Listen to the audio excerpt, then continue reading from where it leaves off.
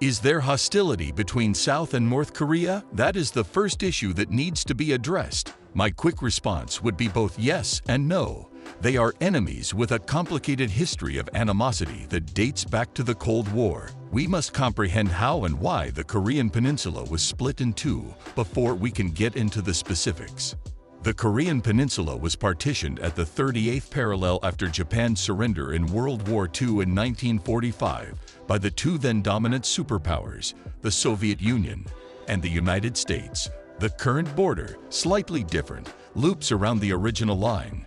Korea was first governed by two trusteeships, the Soviet Union in the north and the United States in the south. But in 1948, Seoul and Pyongyang each had its own government, creating South and North Korea, respectively. The Korean War, 1950 to 1953, which took place 2 years later, resulted in the peninsula's utter division and all but total destruction. North Korea allegedly opened fire with support from the Soviet Union, according to the United Nations, South Korea, and the US. North Korea adamantly disputes this and claims that the South initiated the strike. In other words, the two Koreas are officially still at war and remain adversaries under the law since the war ended with an armistice, not a peace agreement, in 1953. Each does not acknowledge the other's country informally, despite treating each other as sovereign states in accordance with international law. Families on both sides of the border were torn apart by the Korean War, leading to heartbreaking tales like that of Sung Il-ji, Kim Jong-putative-il's brother-in-law. Sung was left all by himself in the South after the war. About 58,000 split families registered in the South in January 2018 in anticipation of a potential reunion with their relatives in the North. There have been numerous minor military conflicts between the two sides since 1953, but hardly any civilian engagement.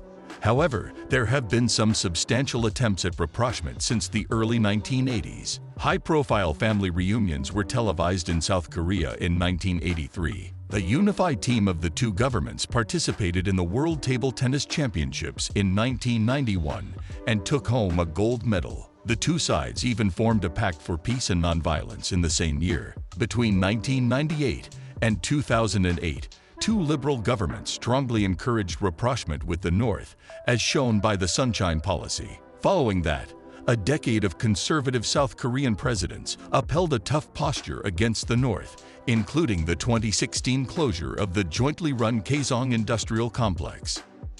The complicated relationships have an impact on how common South Koreans see North Korea. Although it has been widely stated that North Koreans see the South as a puppet and the US as more of an existential danger, we are unsure of how the perceptions work the other way around.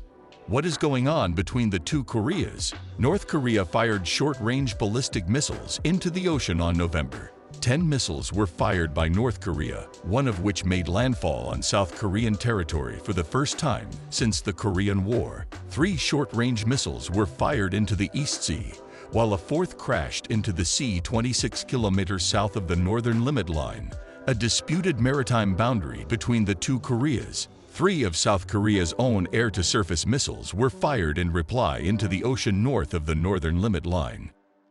South Korea issued an air raid warning for Ulleungdo, an island off its eastern coast, after the launch and advised its people to evacuate to the nearest underground bunker. In order to ensure the security of its passengers traveling to the US and Japan, South Korea also suspended several flights across the East Sea, often known as the Sea of Japan. South Korea claims that North Korea has fired more than 10 missiles from both its eastern and western coasts.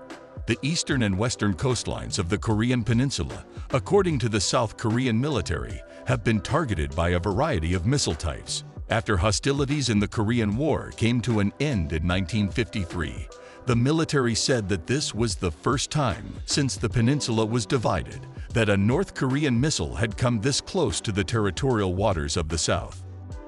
Both the South and North Korean regimes have always benefited politically from the official hostility. Authoritarian leaders in both nations benefited from the split of the Korean peninsula. Even South Korea saw decades of authoritarian rule in the 20th century. Dictators forced people to follow their laws in the name of national security because they always had an adversary nearby. In the 1960s and 1970s, Park Chung-hee, South Korea's most revered and divisive military dictator, used anti-communist propaganda to warn the populace that the evil enemy lurked nearby, not just in the north, but also among themselves.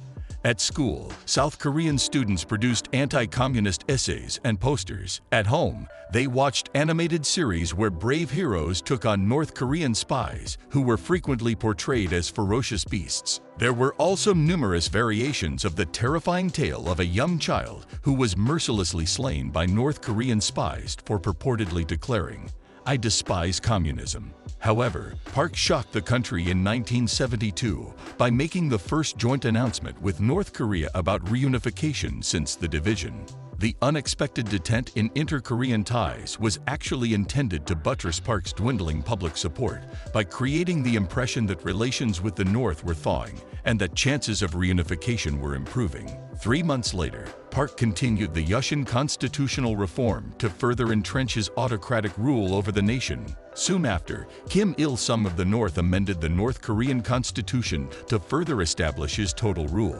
After the Yushin year, South Koreans began to protest more vehemently against Park's authoritarian leadership, and the government labeled them socialists.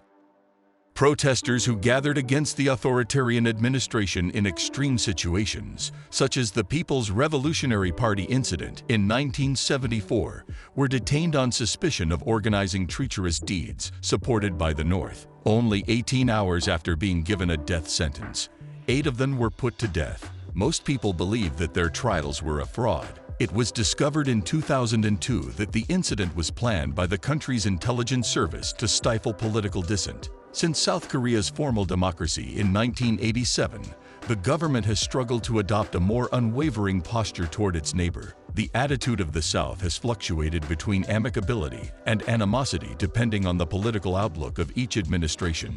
Many Koreans thought that the time of the peninsula's reunification might be approaching at the beginning of the 21st century. A summit with the leader of North Korea resulted from Kim Sunshine Jung's policy, and some families were allowed to cross the border for reunions. A combined North-South industrial complex and duty-free trading facility, which had been planned during a period of improving ties in the late 1990s, started being built at Kaesong, North Korea, in 2003. There were several dozen South Korean businesses there in a short period of time, including manufacturers for textiles, chemicals, machinery, and electronics. Both North and South Koreans were employed by the enterprises, and tourists from South Korea were allowed to visit the complex. Additionally, North and South Korean athletes marched under a single flag, one depicting a silhouette of the peninsula, during the opening and closing ceremonies of the 2000 Summer Olympic Games in Sydney, as well as at a number of subsequent Olympics and Asian Games, even though they competed as separate teams. However, relations later deteriorated when North Korea acknowledged it had kept up its nuclear weapons development. In 2005, the North disclosed that it already had such weapons, and in October 2006, it conducted its first nuclear test. 2 significant events occurred in 2007 as a result of ongoing communication between the two sides. In May, trains from both the North and the South crossed the demilitarized zone to the other side, marking the first time this had happened since the Korean War. And in October, Roh Moo-hyun met Kim Jong-il for a second summit in Pyongyang. The predicament has gotten worse since left-leaning President Moon Jae-in assumed office in May 2017. As the North's provocations and nuclear threats persisted, Moon consented to put the UN sanctions into effect while also attempting to interact with it. For example, he asked North Korea to take part in the Pyeongchang Olympics, which Pyongyang unexpectedly agreed to, nearly at the last minute. For the time being, the North and the South have agreed to march together at the Olympics opening ceremony on February 9, to allow North Korean cheerleaders to take part in the event and to form a joint women's ice hockey team. But what happens after the Olympics are over? What will happen to all these symbolic acts of peace when the United States and South Korea start their yearly joint military exercises, which were temporarily put on hold due to the Olympics? It is still unclear how the new detente between the two Koreas will actually pan out.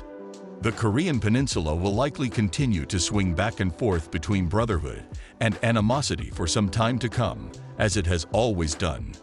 Thanks for watching Iron Duty.